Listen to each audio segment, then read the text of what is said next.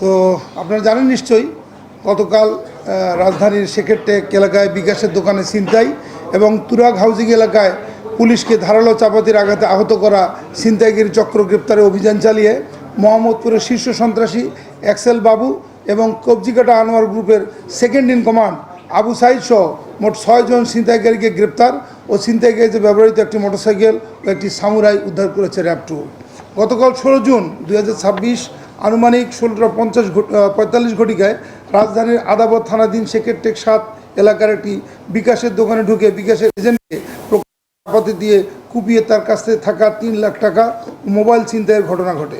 প্রাপ্ত তথ্যের ভিত্তিতে আদাবত থানা পুলিশ তুরাগ হাউজিং এলাকায় ছিনতাইকারীদের আস্তানায় অভিযান পরিচালনা করতে গেলে ছিনতাইকারীরা দেশীয় অস্ত্র নিয়ে পুলিশের উপর আক্রমণ করে। ছিনতাইকারীদের চাপাতির আঘাতে আদাবত থানার অফিসার ইনচার্জ জাহিদুল ইসলাম এবং এসআই তরুণ গুরুতর আহত হয়। আত্মরক্ষার্থে পুলিশ পাল্টা গুলি চালালে আমির ও রুবেল নামে 2 ছিনতাইকারী গুলিবিদ্ধ হয়। তাৎক্ষণিক অভিযানে আমির রুবেল সহ মোট 6 জন ছিনতাইকারীকে আটক করে পুলিশ।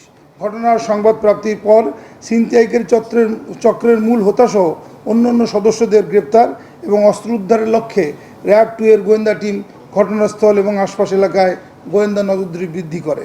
পরবর্তীতে 16 জুন 2026 তারিখ মধ্যরাতে গোয়েন্দা তথ্যের ভিত্তিতে র্যাব 2 এর আভিযানিক দল রাজধানীর মোহাম্মদপুর ও মিরপুরের পীরেরবাগ এলাকায় সাঁড়াশি অভিযান চালিয়ে মোহাম্মদপুরের শীর্ষ সন্ত্রাসী ফরিদ আহমেদ বাবু ওরফে এক্সেল বাবু এবং কবজিকাটা আনোয়ার গ্রুপের second in command Abu Saeed, Rashed Khandaker, Mohammad Milton, Mohammad Tousif, Mohammad Tarikul Islam সহ মোট 6 জন ছিনতাইকারীকে গ্রেপ্তার করতে সক্ষম হয়। একই সাথে ছিনতাইকারী ব্যবহৃত মোটরসাইকেল ও সামুরাই উদ্ধার করে। এ সংক্রান্ত বিষয়টি থানায় মামলা করার প্রক্রিয়াধীন রয়েছে। মামলার কপি পেলে আমরা আরও বিস্তারিত আপনাদের জানাতে পারবো।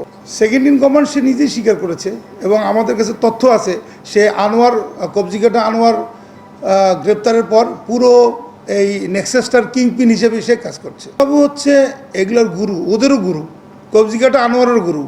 হ্যাঁ, সে কারণে কালকের ঘটনায় যেহেতু থানার ওসি এবং থানার অন্যান্য পুলিশ সদস্যরা গুরুতর আহত হয়েছে এবং তারা আমাদের কাছে এটা স্বীকার করেছে যে কিভাবে তারা এই মানে ছিনতাই এবং সন্ত্রাসী কাজটা করেছে।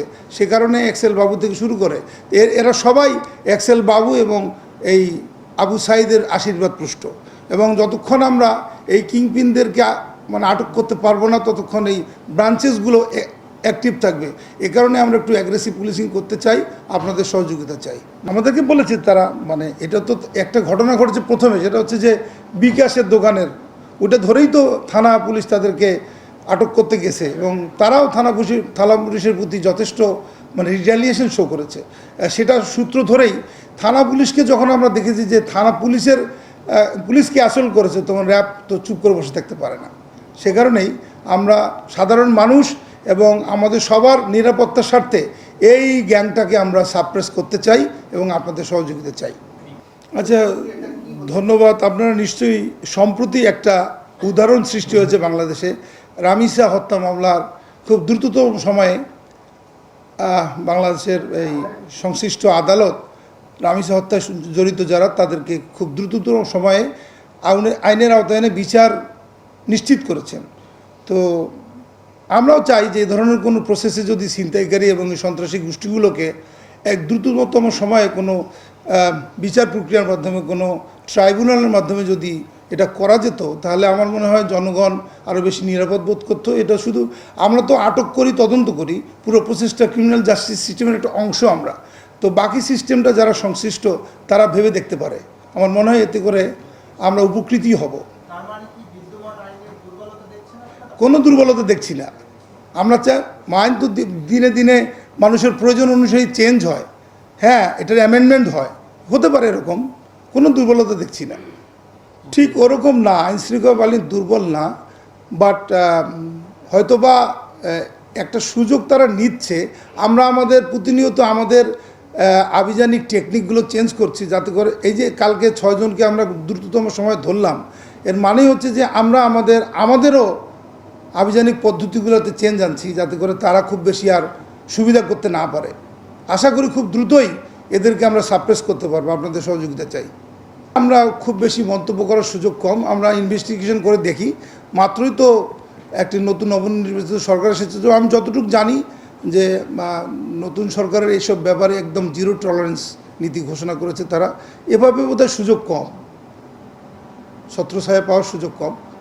হ্যাঁ, তথ্য পেলে আমরা অবশ্যই আইনে যতটুকু কভার করে ওই ব্যবস্থা আমরা অবশ্যই নিব।